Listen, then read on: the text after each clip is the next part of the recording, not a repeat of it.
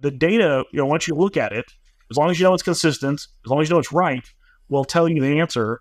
And I think what we're trying to do with the FPA is then create a platform of communication and collaboration where we can take that information that we're collecting at a individual provider level, whether you're a single clinic or whether you're at a small group of clinics or whether or not you're a large platform, and share them with each other in a way in which we can improve all of us. And I think that's ultimately the goal. Hi, I'm Kevin Ali, CEO of Organon. And at Organon, we're committed to engaging with leaders across reproductive medicine. So I'm excited to introduce today's guest, TJ Farnsworth, founder and CEO of Inception Fertility. TJ has built Inception into the largest provider of comprehensive fertility clinics and services in North America. This episode was brought to you by Organon. Organon is committed to championing care equity in fertility. By elevating education, expanding resources, and investing in innovative solutions, Organon stands with aspiring parents on their unique journeys. Learn more at fertilityjourney.com. Today's advertiser helped make the production and delivery of this episode possible. But the themes expressed by the guests do not necessarily reflect the views of Inside Reproductive Health, nor of the advertiser. The advertiser does not have editorial control over the content of this episode, nor does the advertiser sponsorship constitute an endorsement of the guest or their organization. The guest's appearance is not an endorsement of the advertiser. Guess who's back on the Inside Reproductive Health podcast? That's right. Kevin just told you. You might know TJ Farnsworth from being the CEO of Inception Fertility, but he also helped to found the Fertility Providers Alliance, the FPA. Have you heard of it before? Do you know what this is? It's something that we haven't had in the field, a trade organization. And you might be thinking, we have trade organizations. TJ explains the difference between what a trade organization does versus what a professional or a medical society does. He talks about sharing political resources in light of things like the Dobbs decision and the Alabama Supreme Court decision. He tells the origin of how a group text with a few other fertility clinic CEOs and founding doctors turned into a conference call of 50 people, turned into a trade organization with a charter and governance and a board of directors. I asked TJ if he thinks that the FPA will one day issue operational guidelines. He said they won't issue clinical guidelines, but this is what he had to say about the shortage of providers, managed care contract negotiations, sharing protocols, sharing supplies if we ever see ourselves in a gnarly supply crunch. He talks about best practices for how to establish the right key performance indicators, like what percentage of patients are cash pay versus managed care, what's the average time to treatment, and then how to get consistent, reliable data, and then what to do with that data, and how the FPA might be able to establish accurate, impartial benchmarks for its members. I think this data problem plays into the chicken and egg problem of a lack of adoption of new technological solutions in the clinic and in the lab. And not just startups, but ones that probably should be blue chip by now. I pressed TJ on those investment timelines, not just venture capitals, as he points out, but also private equities. Hear his response and more, and enjoy this episode of Inside Reproductive Health with TJ Farnsworth. Mr. Farnsworth, TJ, welcome back to the Inside Reproductive Health podcast yet again. Good to see you, Griffin. You know your way around here by now. Do you know how many times that you have been on the show, counting this time? I do, because I just went back and counted. I don't know, 3 times?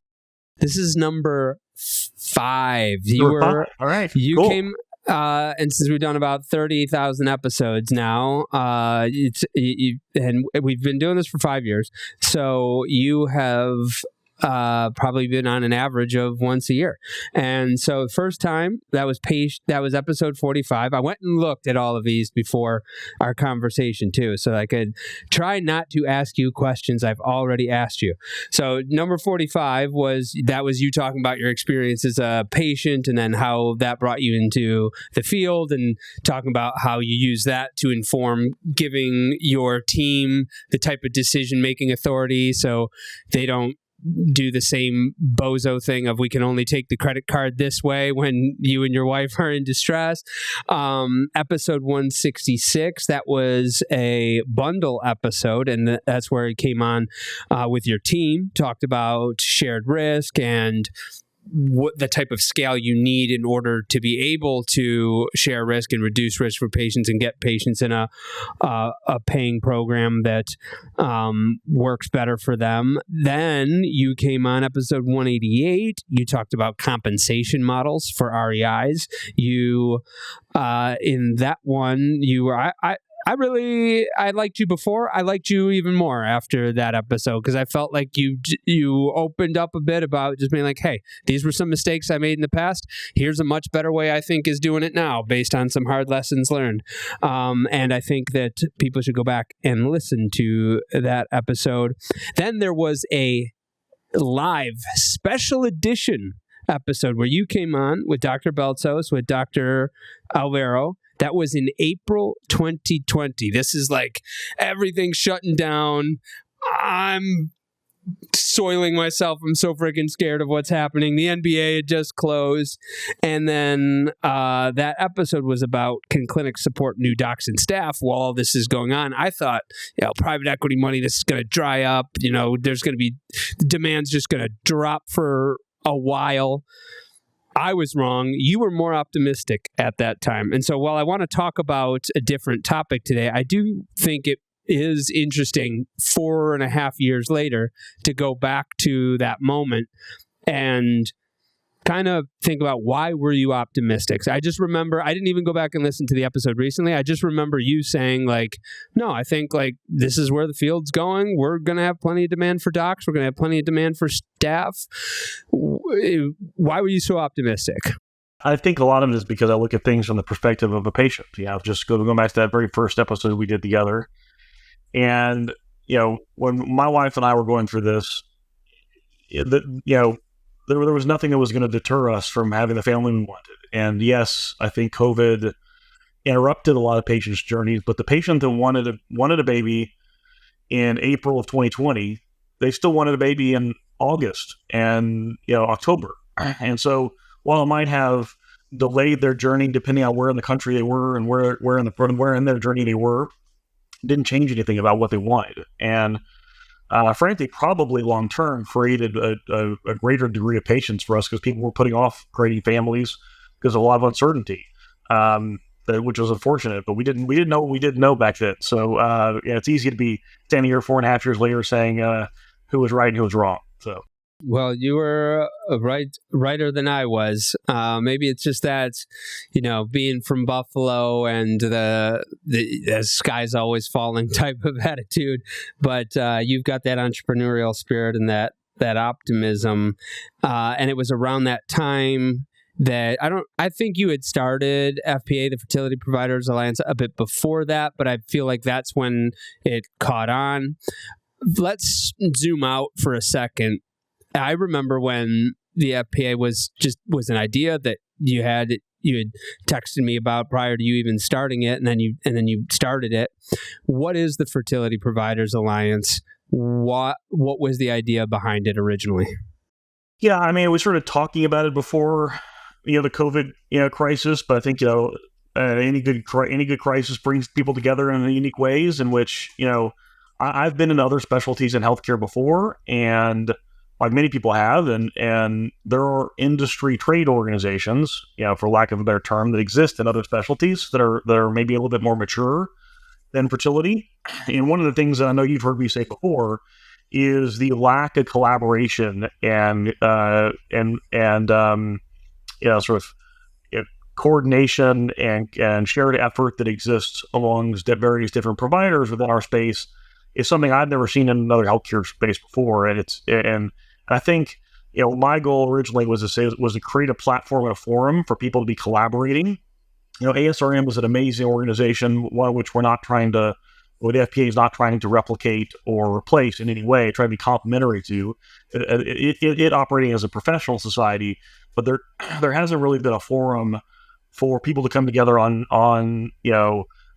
political lobbying, business topics, all kinds of things that I think where necessary, just to start a dialogue. And, it turns into whatever the membership of it decides to turn it into over time. But I just think I always thought there was a lack, there's something missing there, which I think I may have even mentioned on that very first podcast we did pre-COVID. And I think, what COVID did was it brought a bunch of people together that needed to try and figure out how to solve some problems together. And I think it was, wasn't until during COVID that we actually technically named the organization and sort of brought everyone together. But certainly the idea of creating a platform of collaboration was really what it was all about. Because it's better for all of us, and it's better for patients if we're working together to better the industry. So. You talked a bit about the differences between a professional society and a trade organization. I think those differences might not be immediately obvious for a lot of people listening.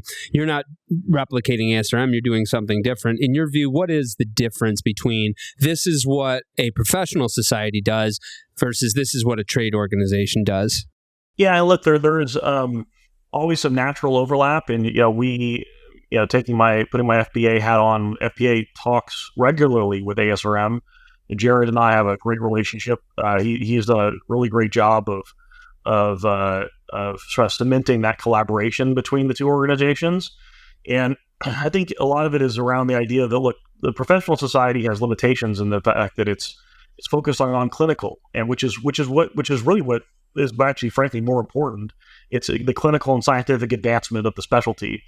And not as important, but still top of mind is, what type of, are there business operational best practices that we can share with one another, and are there opportunities to collaborate in ways in which we can advance the sort of the operational side, the business operation side of the specialty.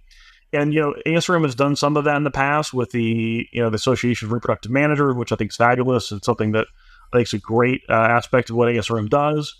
But I think there's something larger and more formalized, and not just, in terms of collaborating, whether it be COVID or whether it be, post Dobbs situation, we get focused on these crises, but, just to, focus on them for a moment.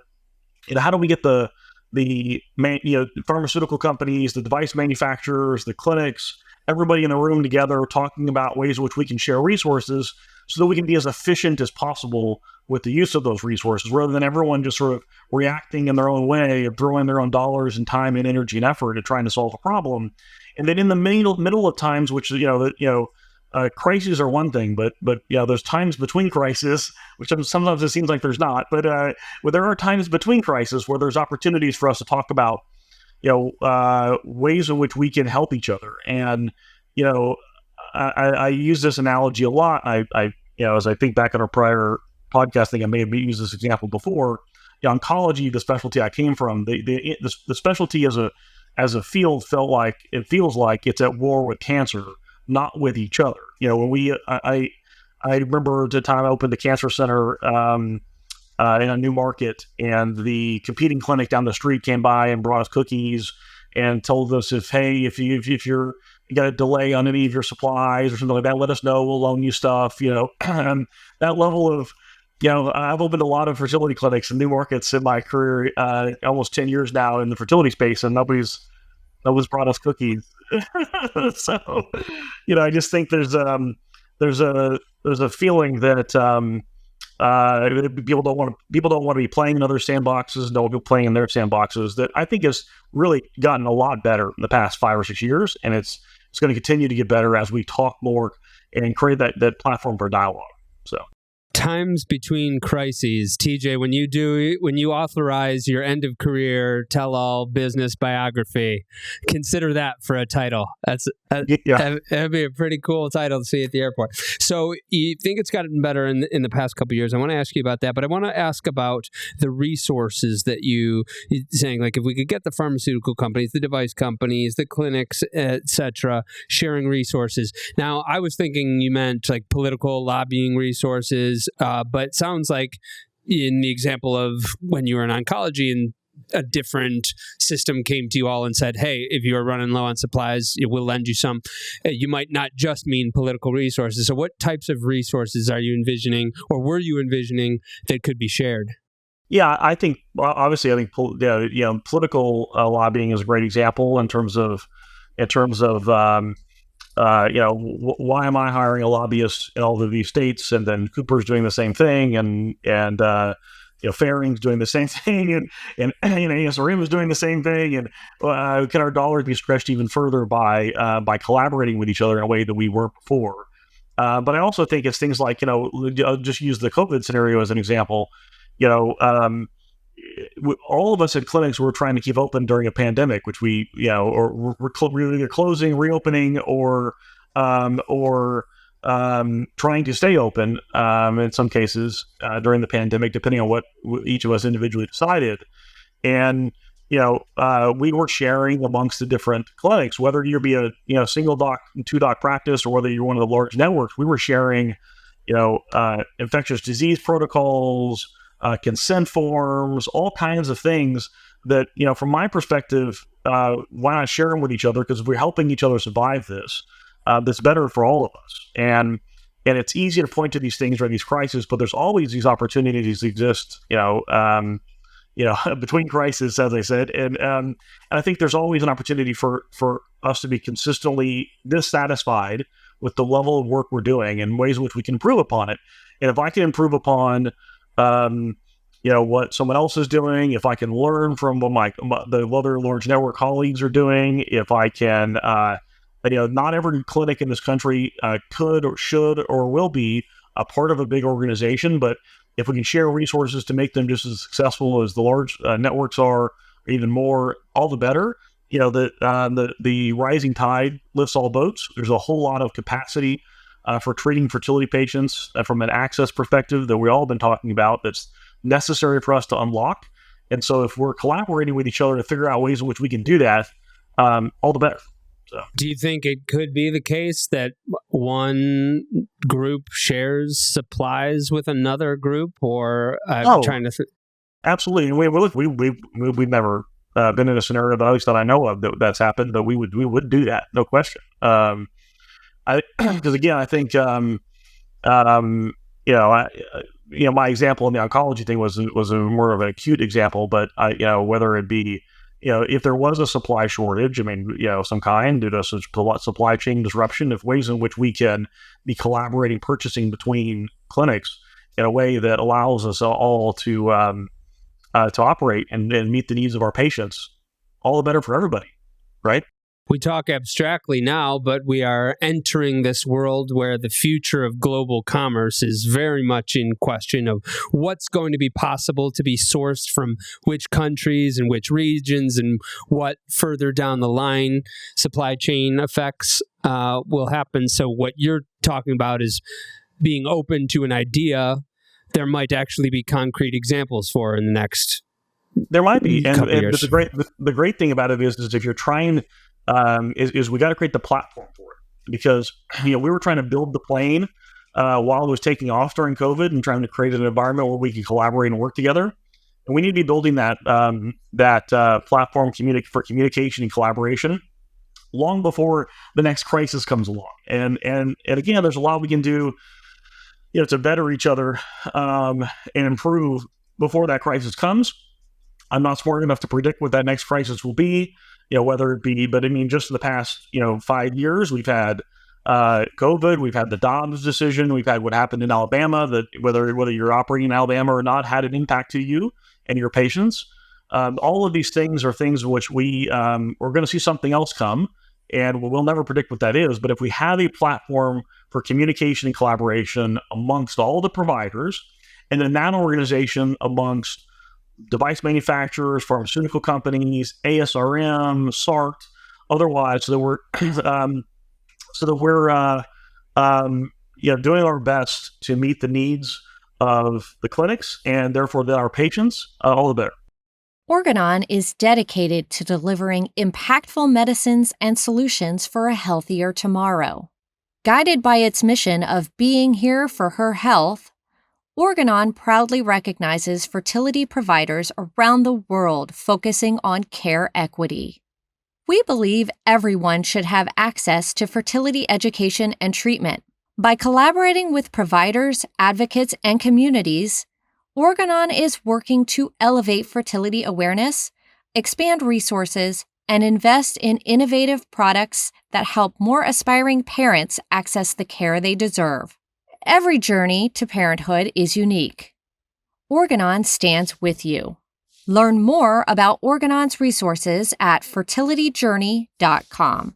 What was the reception like in the beginning? And so was it in March of 2020 when you started approaching other groups and other founding docs and other CEOs of, hey, this is what we're trying to do, or was it prior to then, and what was that like? It was a little funny. I actually remember there was a text stream going between myself and a handful of others, people at Shady Grove and various other different clinic platforms.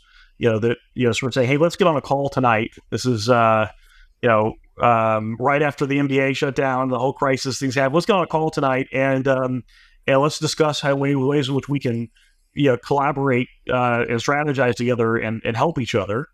And it became, hey, I'm going to add this person. I'm going to add this person. Then it ended up being 50 people on a conference call and talking about how we're going to create these things. We're talking about strategies like, hey, listen, we need to be going to our landlords and talking about rent abatements and our lenders and talking about covenant holidays and payment skips and all the things that we needed, because I was a big believer at the time. And I think there's not just me, but this was shared by everyone else that was, sort of leading the charge at the time, that nobody should, we wanted no clinic to fail because that would be bad for all of us. And that sort of sense of, when you're being, when you have an external force attacking you, it sort of brings everyone together in a way in which is a unique opportunity. And what happened after COVID was we all would have been sort of went back to, say after COVID, it was a long time, but I was all sort of went back to operating. And then, the Dobbs decision came along and we're all sitting around the table at ASRM talking about it. And several of us said, listen, we can't look for an opportunity to collaborate and work together and communicate only when there's a crisis, because we will not have the institutional framework in place necessary to be as successful as we could be when these crises do come up, if we're doing this just as a daily part of our operations of our business. And frankly, that's part of the evolution and maturity of the specialty, because again, I've been in 3 or 4 different specialties in my career, and they've all had this. And so we need this as an industry. It'll make us all better. And it's not just for, large networks. It wasn't until what FEA wasn't during COVID that way. And it shouldn't be for the future. It should be about how do we advance this specialty for all of us. Do you think it would have been possible without COVID? For one reason is the unifying force that you mentioned. When you've got an external force attacking upon the group, it unifies the group. But also, I don't think there's ever been a time in human history where that many ultra busy people have been synchronously available. I'll say that on behalf of my peers in the space, I assure you, none of us were available. We were all figuring out how to, keep our clinics open, furlough workers, preserve our balance sheets. I was working, 10 plus hours a day, 12, 18 hours a day some days, just trying to, just figure out how to keep all on that issue, because I was the same way too. It was an extremely stressful time. There was no sitting on and watching Netflix, but everybody was thinking about the same thing. I think eventually the specialty would have gotten to a place of having an FPA-like organization around it, but it may have taken it may have been just in its infancy right now. Or maybe first started when we talked about right now. It certainly accelerated the timeline around all that extraordinarily, and it just like it did for a lot of things. I mean, look, we're standing here in a time in which I don't know what percentage of our new patient consults happen via video, but it was negligible prior to COVID, and it's common post-COVID. So COVID accelerated a lot of things, and I think this is just one of those components of it. Let's move on to the institutional framework, because you said it can't just be a text thread of 50 people or a Zoom of 50 people. You have to have a sort of framework in order to make it an institution, give it life. How did you set that up? Well, I think in the beginning, it was just about who wanted to step up and take a leadership role. We were doing this during COVID. It was all just sort of a bit of chaos. I think as we began to formalize things later, it was really looking at the larger networks that had some institutional capacity to be able to start to set this up. And right now, even the FPA is still in its early days. I mean, we're really just creating the governance framework that's been created, sort of what the value proposition the FPA would have to any clinic. I think is still evolving. It will always evolve. Right now, I think it's really all about sort of putting the framework together, which the large networks have the resources and capacity to do that. But ultimately, long term, it has to be for the benefit of everybody within the industry. It can't just be for if it ends up becoming and evolving into a large network fertility providers organization. It certainly wouldn't be the vision and goal I would have had originally. So you're working on the governance now. Do you have a charter yet?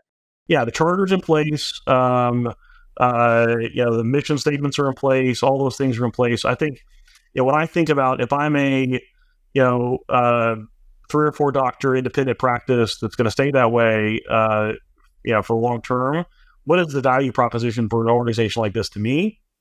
I think, if I'm in Alabama, I was spending all kinds of time and energy and effort, all of a sudden, political lobbying and. But if I was in California, I might not have paid much of attention. I'm dealing with patients around that, but I certainly wouldn't have thrown resources at it.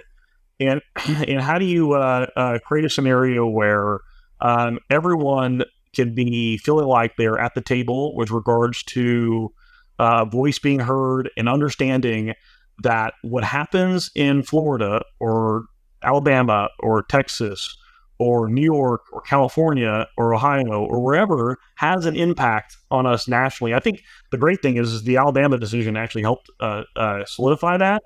So I think we're still collaborating as a group. I mean, obviously, I would say the current FPA leadership, which is the CEOs of all the major networks, all have day jobs, and so it's really right now it's around sort of figuring out how to put those pieces together. Obviously, political lobbying, especially in today's environment, is on the top of everyone's mind. But then, once you get that in place, and doing that in a way, again, this shares resources because, there's resource limitations in terms of dollars that can be spent. And if we can do it in a way that's efficient and maximizes that spend so that we're advancing fertility preservation for oncology reasons in states in which whether that's an opportunity where we are, protecting access to IVF in places where that might be in peril, that's to everyone's benefit. And then I think you start to get to things like where can we be sharing best practices, where can we be, collaborating on sort of operational processes that drive a greater degree of efficiency and benefit all of us, which, we're going to lay the foundations first, though. So that's what we're working on now. Are we starting to see some sort of consensus on what operational processes need to be made more efficient? Not which need to be made more efficient, but really how they need to be made more efficient. Are we starting to see some consensus, or right now you're just hosting the debate? I think you're always going to have various opinions. I think everyone can align themselves with the fact that there's a shortage of providers. We need more nurses, we need more embryologists, we need more physicians. How do you get there? Those are different types of debates. The administrative overhead of providing our services are skyrocketing. I mean, one of the benefits of a greater degree of insurance coverage is access, which presents a clinical challenge. How do you meet the needs of those patients in a timely way? And then all of a sudden, all the other component of this is, just like other parts of healthcare, when you have a greater degree of commercial insurance coverage, you've got a greater degree of administrative overhead associated with that in terms of obtaining prioritizations, managed care contract negotiations, billing, collections, all these things that are the sort of complicated sausage making that exists in all of healthcare. And some clinics have the level of sophistication necessary to meet those challenges. Some don't. Some are choosing to say to themselves, I don't want to take insurance, so I'm just going to take cash, which obviously helps from an administrative perspective. And each one of those clinics should do what they think is right for them and for their patient base. I think it's about creating a platform by which you could say, here's the path I'm going down. If the resources for me and the ways in which I can share with others that may have gone down this path or may have been down this path or may are going down this path, and we can collaborate with each other. I don't think there's ever going to be an opportunity to sort of coalesce everyone around a single opinion. That's actually, I don't think that's a benefit. I think people going down different paths and trying different things and seeing what works and then sharing what works and what doesn't work is how you're getting improved, right? If we're all doing the exact same things and not trying different things, then there wouldn't be a whole lot of opportunity to see what could be different and what could be better. Does or will the FPA issue guidelines in the way that ASRM will issue guidelines on the clinical or scientific side? Does FPA or will they issue guidelines based on here's what we think are operational best practices? Potentially, I would say that's something I think we're going to need broader membership as we get this foundation put into place in order to decide some of those things. I think it's certainly a potential that will something that will come. But what I can say is the FPA will not do is issue clinical guidelines. I mean, FPA is not in any way interested in competing against ASRM as a professional society for physicians offering advice around clinical processes and clinical guidelines. It's more really driven around what we can do around creating business operational best practices on the administrative side. She said people are starting to share what's not working, what is working. What is working, TJ? What are the couple operational things, the 1 to 3 really specific things that have made a big impact in different groups in the last couple years in terms of operational changes? I think we're all getting a greater degree of handle on our data, and so it's hard to know what's working and what's not working as you operate and tinker with different operational practices at the clinic level if you're not tracking KPI data. And so I think all of us that are running networks are have over the past few years gotten a better and better hands around the data, like how much of a clinic in a given market is cash pay versus managed care. What are we seeing in terms of the time it takes for a new patient to get to treatment? What are those barriers? You identify those barriers and remove friction points. I think data is and consistent data and reliable data is one of the critical things that we're all coalescing around and getting better at. I would also say that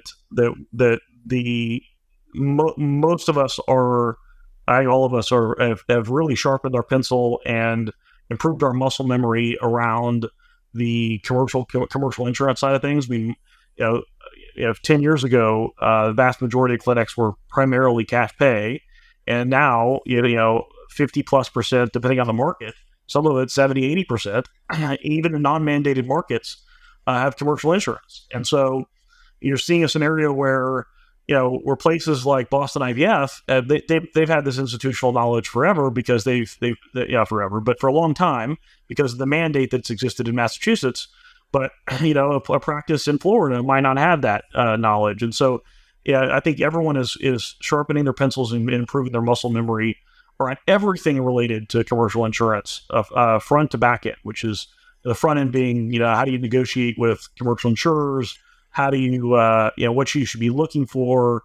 How do you deal with prior authorizations and benefits verification, all the way through? Then how do you submit claims, adjudicate those claims, and execute on collections?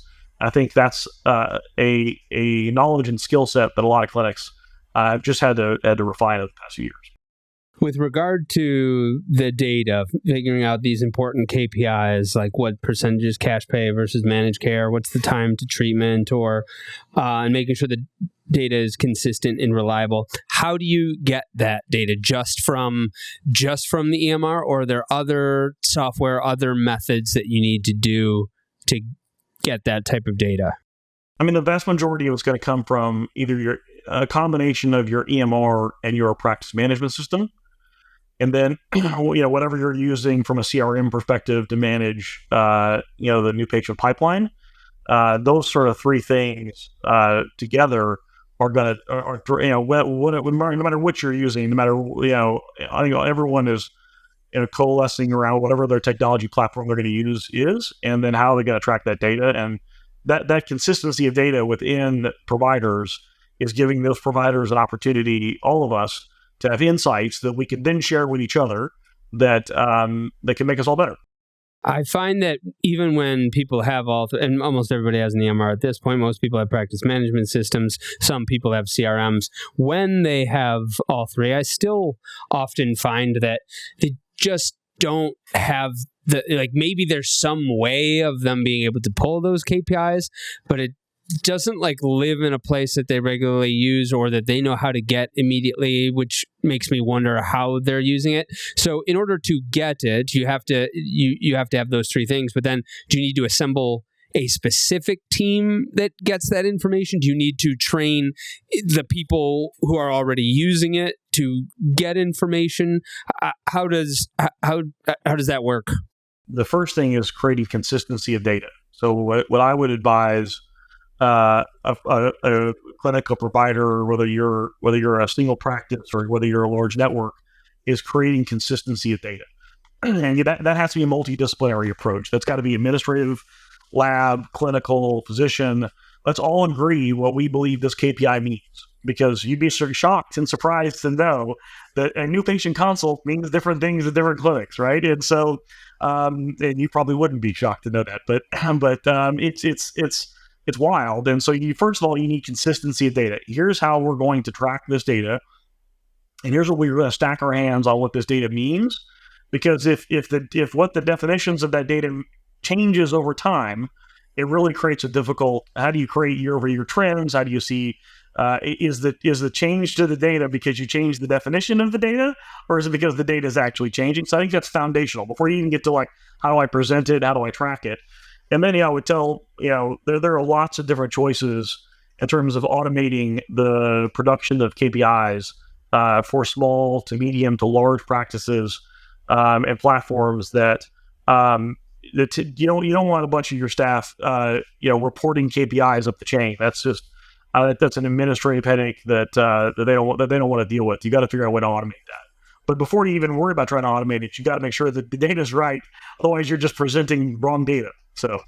So you have to get that consistency of the data. You want to automate it because you don't want people just hunting down data that they're having to pull. So it's got to be automated. It's got to be at the top. It's got to be consistent. Then what are people supposed to do with it? How are they actually supposed to get their teams to make any sort of meaningful change or informed decision because of it? Well, I think whether you've got dedicated professionals who this is what they do, is they look at the data and analyze it and then report back on it, or whether you're going to create a multidisciplinary team of people that looks at the data. I mean, what do you do with the data is usually told to you by the data, right? So, but I think, generally speaking, our healthcare in general tends to be made up of a lot of people, whether it be business people or clinical people, who are data-driven individuals. And so if you know that the data is right, it's consistent, it's not something you can really argue with. Now, you can argue about what your reaction might be, but if you're seeing X, Y, or Z, if you're seeing one embryology lab you have is got a materially better outcomes rate in some kind than another, there's a best practice to go find there, right? There's an opportunity to learn, and what the answer to that would be, and the solution to that would be way above my pay grade. But that's one side of things. On the side, what I saw the lab side of things, there is unquestionably the same example can be given for clinical physician-driven data that would come, and then obviously where you see how long does a patient sit between a new patient consult and a benefits authorization. Okay, where are there opportunities for me to automate that or streamline that or reduce friction so that I don't have patients waiting and that's one of a couple of dozen examples that we could come up with on the sort of administrative operational side of things. But the data, once you look at it, as long as you know it's consistent, as long as you know it's right, will tell you the answer. And I think what we're trying to do with the FPA is then create a platform of communication and collaboration where we can take that information that we're collecting at a individual provider level, whether you're a single clinic or whether you're a small group of clinics or whether or not you're a large platform, and share them with each other in a way in which we can improve all of us. And I think that's ultimately the goal. How do you keep that communication consistent? One thing that I noticed, so I sit on the board for the Association of Reproductive Managers, which is a subgroup of ASRM, and we've got a forum, and I think the different professional groups also have their online forums, and every once in a while someone will pop on and be like, what do you think of EngageMD? What do you use for this? What's your take on this EMR, or how do you calculate this metric? And then you'll get people that answer, but it is just kind of random. Like we haven't been really able to find a way where, consistently we've got people sort of sharing that communication. We have our meetings that are well attended, and we do virtual events that are well attended. And maybe that's the answer, but have you found a way to keep that sort of that communication consistent rather than just when one person has a problem and then, tweets it out in the ether for advice? Yeah. So what we've done so far, again, it's early innings. And so there's a lot I'm sure that you've learned with ARM that we could probably take and adopt. But right now, the FP board is meeting monthly, and then we've created subgroups of the board.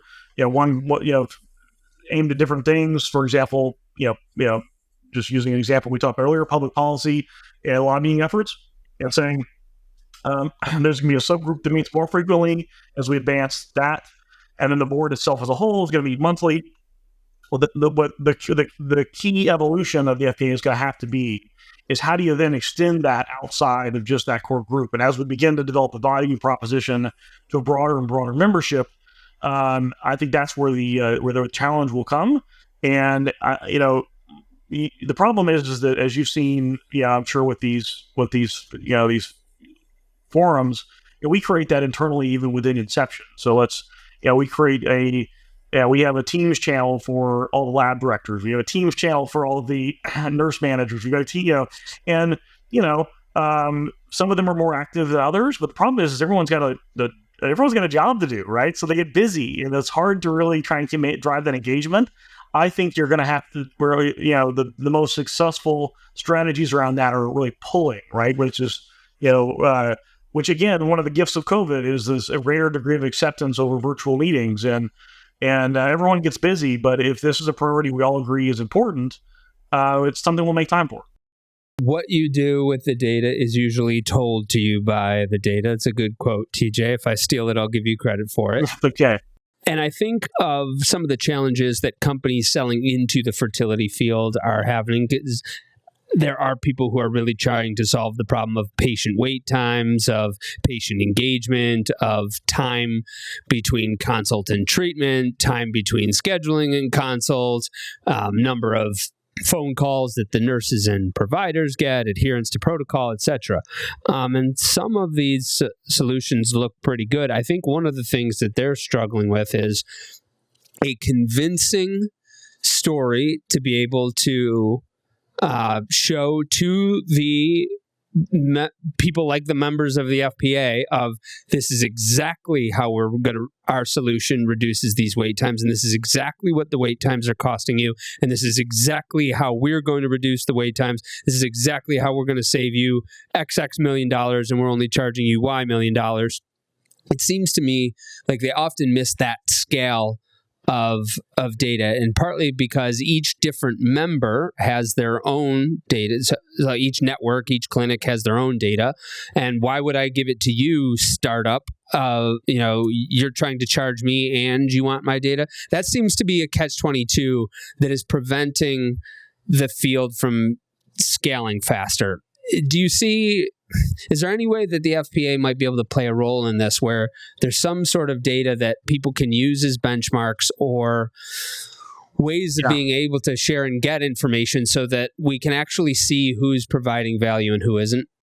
Yeah, I think there's no question there's probably an opportunity for, and we've talked about this, is to creating, benchmarking data that we could share that wouldn't be U.S. Fertility giving Inception their data. It would be an independent organization that would be able to, we'd all be able to provide our data to, and that could then provide benchmarks for all kinds of various different metrics that would be important to various vendors and to each other to say, hey, why am I, outside of this, benchmarking norm, and maybe identifying opportunities to improvement that we didn't necessarily see on our own because we only have our own data to work with. So we've actually, no question, we've talked about that. But I think that strategy of vendors who take, one of the things I will say I found unique, some of these sort of startups that are trying to solve some of these problems is what I've seen in other specialties is a willingness to come in and prove it to companies, and I haven't seen that from most of these new entrances to our specialty yet. I think that'll come, but I think part of it is raising money's hard right now, and so the idea of giving something away for free for a period of time to see prove that it does what it says you're going to do is tough. But I think so. This is what I mean by the catch-22, and I want to stay on this point for a second because I think you hit it on the head. I do think that they just don't have enough proof. Like, they've got some proof of concept. They've done a couple of small case studies. They do see the need. Like, they are working really hard. I think they often just lack here's the real proven example. Let us come in and prove it first. To your point, that probably does have to do with fundraising. And I don't know that it's just because capital is a little drier now. 2 or 3 years ago, capital was not dry, and there still wasn't a ton of VC influx into the fertility field. And very often, what these founders are telling me is that the VCs are telling them, field too small, opportunity is too small, TAM is too small. And I think you and I are both on the David Sable train of, we don't think it's too small. We think we could be doing 10 times the volume that we're doing in the United States alone, just to catch up to European countries who themselves are probably not doing as much as they're going to need to be doing as rates drop and everything. 100%. As society starts to think about demographic collapse, just wait until that's the thing that economists are talking about, demographic collapse, and all of a sudden, IVF gets more important. So you and I see that picture, but I think what VCs are looking at is, well, all you're doing is 250,000 cycles. Therefore, that TAM's not big enough. Therefore, you're not getting this money, which means that they can't prove it to you, which means that solutions can't be implemented to scale to make that addressable market actually addressed. How do we solve for that?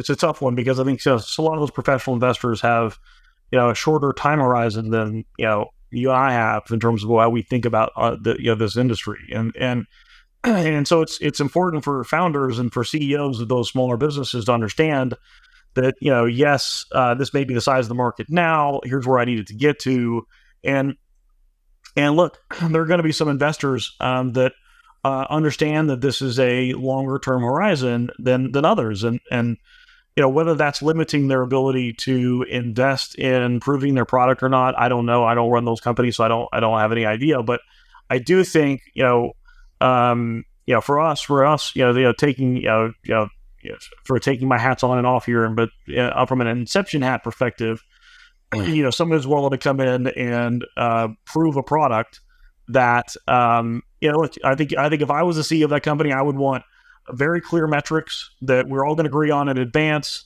how we're going to collect that data, how much time we're going to collect that data, and what that means. What does success mean? Like, how are we going to define success? Again, just be, hey, I'm going to do a trial and see if it's successful. How do we define success? And then if it is successful, what does that mean? Does that mean I have a new customer?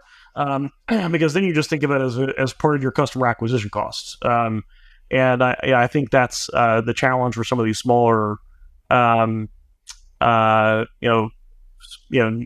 whether it be software companies or product companies or technology businesses that are entering the market to try and solve some of these problems, especially in cases where they're pretty young and they're pretty new and they don't have a lot of examples that they can point to and say, look what we did for that company. Because it doesn't take much to build a few examples. I mean, Engaged&D is a great example of that in terms of the fact that look at their market penetration, and it's that way because they've proven over the years what the value proposition they bring to their clients in the space. The customer acquisition cost is real high, and that makes it a challenge, but it isn't just the startups. And so therefore, it seems to me like it isn't just venture capital whose timeline might be too short. I wonder about private equity's timeline being too short. Many of the groups in the FPA are private equity backed groups, and when you have solutions like it could be time lapse imaging, it could be